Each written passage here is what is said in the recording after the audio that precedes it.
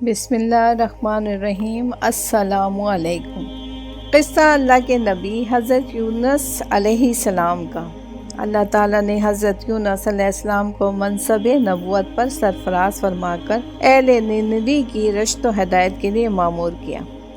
حضرت یونس علیہ السلام ایک عرصے تک ان کو تبلیغ فرماتے اور توحید کی دعوت دیتے رہے، مگر انہوں نے اعلان حق پر کان نہ دھرا اور سرکشی کے ساتھ شرک و کفر پر اصرار کیے رہے اور گزشتہ نافرمان قوموں کی طرح اللہ کے سچے پیغمبر کی دعوت حق کا ٹھٹا کرتے اور مذاق اڑاتے رہے۔ تب مسلسل اور بہم دشمنی اور مخالفت سے متاثر ہو کر حضرت یونس علیہ السلام قوم سے خفا ہو گئے اور ان کو عذاب الہی کی بد دعا کر کے ان کے درمیان سے غضبناک روانہ ہو گئے۔ فرات کے کنارے پہنچے تو ایک کشتی کو مسافروں سے بھرا ہوا تیار پایا۔ حضرت یونس علیہ السلام کشتی میں سوار ہوئے اور کشتی نے لنگر اٹھا دیا۔ راہ میں طوفانی ہواؤں نے کشتی کو آ گھیرا۔ جب کشتی ڈگمگانے لگی اور اہل کشتی کو غرق ہونے کا یقین ہونے لگا تو اپنے عقیدے کے مطابق کہنے لگے، ایسا معلوم ہوتا ہے کہ کشتی میں کوئی غلام اپنے آقا سے بھاگا ہوا ہے۔ جب تک اس کو کشتی سے جدا نہ کیا جائے گا نجات مشکل ہے۔ حضرت یونس علیہ السلام نے سنا تو ان کو صدمہ ہوا کہ اللہ تعالیٰ کو میرا نینوا سے وحی کا انتظار کیے بغیر اس طرح چلا آنا پسند نہیں آیا اور یہ میری آزمائش کے آثار ہیں۔ یہ سوچ کر انہوں نے اہل کشتی سے فرمایا، وہ غلام میں ہوں جو اپنے آقا سے بھاگا ہوا ہے، مجھ کو کشتی سے باہر پھینک دو۔ مگر ملا اور اہل کشتی ان کی پاک بازی سے اس قدر متاثر تھے کہ انہوں نے ایسا کرنے سے انکار کر دیا اور آپس میں یہ طے کیا کہ قرآن اندازی کی جائے۔ چنانچہ 3 مرتبہ قرآن اندازی کی گئی اور ہر مرتبہ حضرت یونس علیہ السلام کے نام پر قرآن نکلا۔ تب مجبور ہو کر انہوں نے حضرت یونس علیہ السلام کو دریا میں ڈال دیا یا وہ خود دریا میں کود گئے۔ اسی وقت اللہ تعالیٰ کے حکم سے ان کو مچھلی نے نگل لیا۔ مچھلی کو حکم تھا کہ صرف نگل لینے کی اجازت ہے، یونس علیہ السلام تیری غذا نہیں ہے، اس لیے اس کے جسم کو بالکل نقصان نہ پہنچے۔ حضرت یونس علیہ السلام نے جب مچھلی کے پیٹ میں خود کو زندہ پایا تو درگاہ الہی میں اپنی اس ندامت کا اظہار کیا کہ کیوں وہ وحی الہی کا انتظار کیے اور اللہ تعالیٰ سے اجازت لیے بغیر امت سے ناراض ہو کے نینوا سے نکل آئے اور عفو و تقصیر کے لیے اس طرح دعا گو ہوئے، اے اللہ تیرے سوا کوئی معبود نہیں، تو ہی یکتا ہے، میں تیری پاکی بیان کرتا ہوں، بلا شبہ میں اپنے نفس پر خود ہی ظلم کرنے والا ہوں۔ اللہ تعالیٰ نے حضرت یونس علیہ السلام کی درد بھری آواز کو سنا اور قبول فرمایا۔ مچھلی کو حکم ہوا کہ حضرت یونس علیہ السلام کو جو تیرے پاس ہماری امانت ہے اگل دے۔ چنانچہ مچھلی نے ساحل پر حضرت یونس علیہ السلام کو اگل دیا۔ حضرت عبداللہ بن مسعود رضی اللہ تعالیٰ عنہ فرماتے ہیں کہ مچھلی کے پیٹ میں رہنے کی وجہ سے ان کا جسم ایسا ہو گیا تھا کہ جیسے کہ پرندے کے پیدا شدہ بچے کا جسم بے حد نرم ہو جاتا ہے اور جسم پر بال تک نہیں ہوتے۔ غرض حضرت یونس علیہ السلام بہت نہیں و ناتمام حالت میں خشکی پر ڈال دیے گئے۔ اس کے بعد اللہ تعالیٰ نے ان کے لیے ایک بیلدار درخت اگا دیا جس کے سائے میں وہ ایک جھونپڑی بنا کر رہنے لگے۔ چند دن کے بعد ایسا ہوا کہ اللہ کے حکم سے اس بیل کی جڑ کو کیڑا لگ گیا اور اس نے جڑ کو کاٹ ڈالا۔ جب بیل سوکھنے لگی تو حضرت یونس علیہ السلام کو بہت غم ہوا۔ تب اللہ تعالیٰ نے وحی کے ذریعے ان کو مخاطب کیا اور فرمایا، یونس علیہ السلام تم کو اس بیل کے سوکھنے کا بہت رنج ہوا جو ایک حقیر سی چیز ہے، مگر تم نے یہ نہ سوچا کہ نینوا کی 1 لاکھ سے زیادہ آبادی جس میں انسان بس رہے ہیں ہم کو کوئی ناگواری نہیں ہوگی، اور کیا ہم ان کے لیے اس سے زیادہ شفیق و مہربان نہیں ہیں جتنا کہ تجھ کو اس بیل کے ساتھ انس ہے جو تم وحی کا انتظار کیے بغیر قوم کو بد دعا کر کے ان کے درمیان سے نکل آئے۔ ہوا یہ کہ ادھر حضرت یونس علیہ السلام بد دعا کر کے اہل نینوا سے جدا ہوئے اور ادھر انہوں نے بد دعا کے کچھ آثار محسوس کیے۔ حضرت یونس علیہ السلام کے بستی چھوڑ دینے پر ان کو یقین ہو گیا کہ وہ ضرور اللہ کے سچے پیغمبر تھے اور اب ہلاکت یقینی ہے، تبھی تو حضرت یونس علیہ السلام ہم سے جدا ہو گئے۔ یہ سوچ کر فوراً بادشاہ سے لے کر رعایا تک سب کے دل خوف و دہشت سے کانپ گئے اور حضرت یونس علیہ السلام کو تلاش کرنے لگے کہ ان کے ہاتھ پر اسلام کی بیعت کریں۔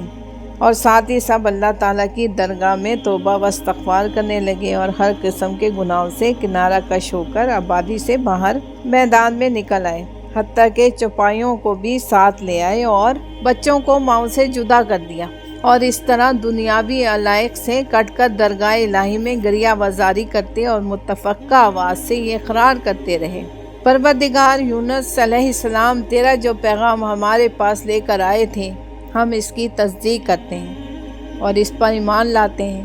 آخر کار اللہ تعالیٰ نے ان کی توبہ قبول فرمائی، ان کو دولت ایمان سے نوازا اور ان کو عذاب سے محفوظ کر دیا۔ بہرحال حضرت یوسف علیہ السلام کو اب دوبارہ حکم ہوا کہ وہ نینوا جائیں اور قوم میں رہ کر ان کی رہنمائی فرمائیں تاکہ اللہ کی اس قدر کثیر مخلوق ان کے فیض سے محروم نہ رہے۔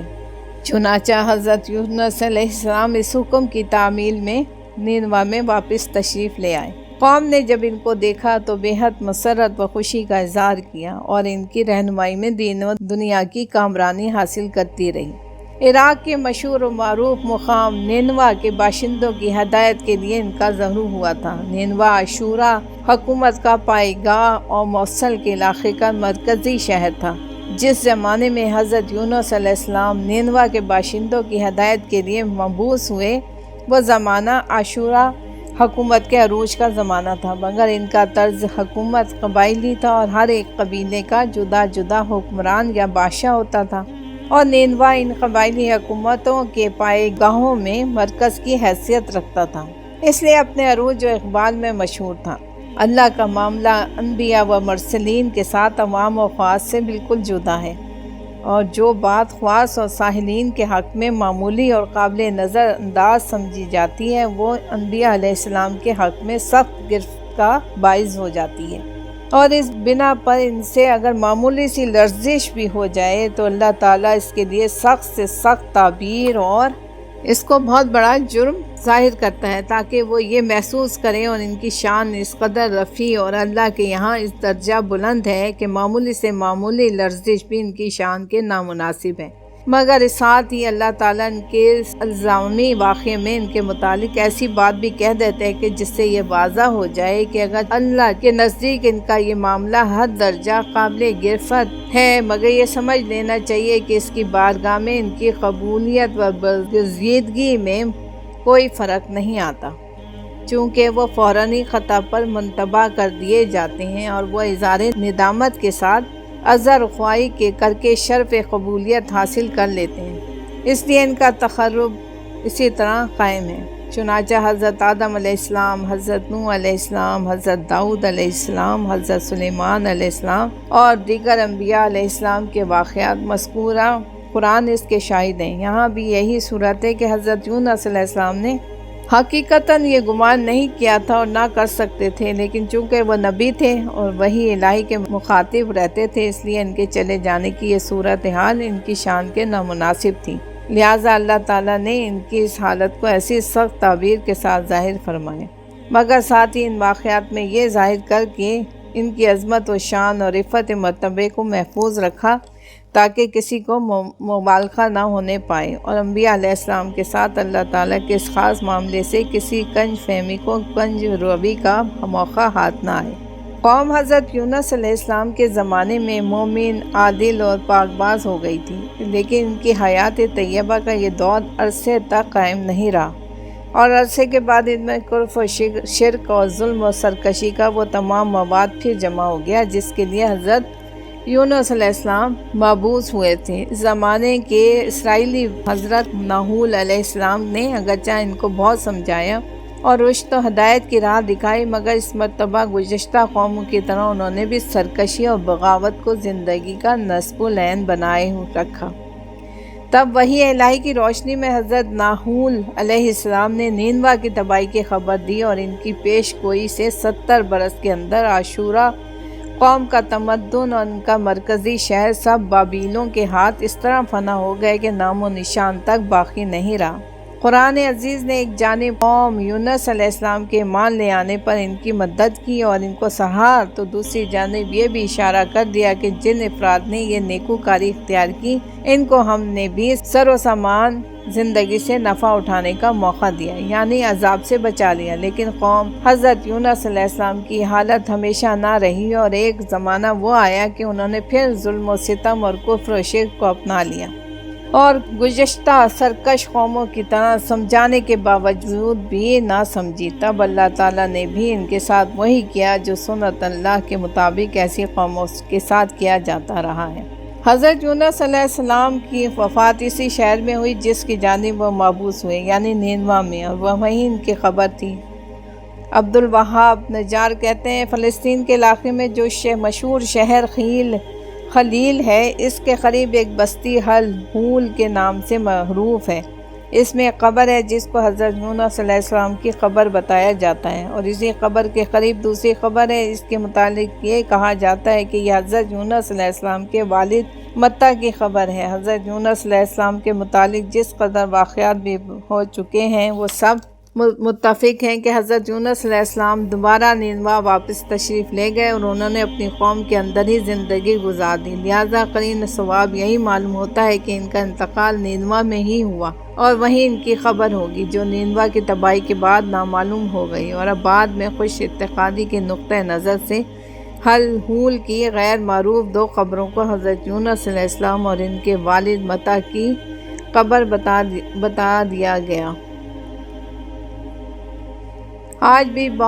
بعض مشاہیر اولیاء اللہ کے نام سے ایک بزرگ کی مقامات پر قبریں موجود ہیں، اور ایسی تو کثرت سے ہے کہ غیر معروف بزرگوں کے نام سے بہت سی قبروں کو غلط منسوب کر کے اپنے دنیاوی اغراض کو پورا کیا جاتا ہے۔ حضرت یونس علیہ السلام کے واقعے کو اگر بنظر بصیرت و معزز مطالعہ کیا جائے تو حسب ذیل حقائق واضح طور پر سامنے آ جاتے ہیں۔ قوموں کی رشد و ہدایت کے مطابق یہ سنت اللہ ہے کہ جب وہ نبی کی دعوت سے منہ موڑ کر انکار پر اصرار کرنے لگتی ہیں اور ظلم و کشی و ستم شواری کو اسوا بنا لیتی ہیں، اور نبی مایوس ہو کر ان کو عذاب کی اطلاع دے دیتا ہے، تو پھر امت کے لیے صرف دو ہی راہیں باقی رہ جاتی ہیں: یا عذاب آنے سے قبل ایمان لے آئیں اور عذاب سے محفوظ ہو جائیں، یا عذاب الہی کا شکار ہو جائے، اور یہ ناممکن ہے کہ نبی کو اطلاع عذاب کے بعد وہ عذاب سے قبل ایمان بھی نہ لائیں اور عذاب سے محفوظ ہو جائیں۔ قوم نوح،